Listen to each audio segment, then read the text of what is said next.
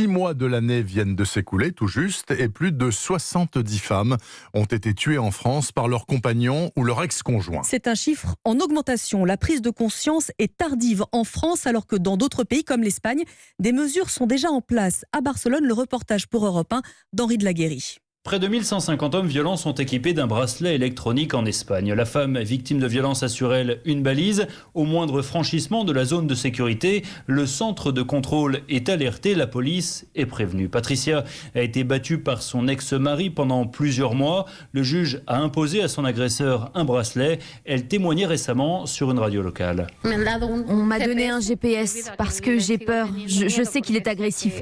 Si je vois qu'il s'approche, j'appuie sur un bouton et la police arrive. C'est toujours ce que je range en premier dans mon sac à main.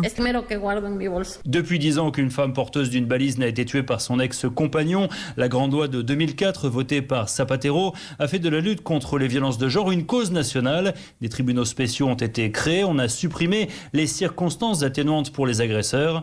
Pour Sylviane Dahan, membre d'un collectif féministe à Barcelone, la loi espagnole est un modèle à suivre. Un autre aspect qui était important, c'est que les personnes victimes de violences ont été visibilisées. Les journaux, la télévision sont obligés d'en parler, par loi. Maintenant, c'est un fait de société dont les gens sont conscients. Depuis le début de l'année, 27 femmes ont été assassinées en Espagne. C'est plus de 2 fois moins qu'en France. Henri de Laguérie pour Europe 1. En France, justement, un rassemblement se tient à Paris cet après-midi à 17h, place de la République. Et je vous rappelle que dans 10 minutes, la comédienne Eva Darlan, qui a fait de ce combat pour les femmes l'un de ses combats principaux, sera l'invitée d'Europe 1.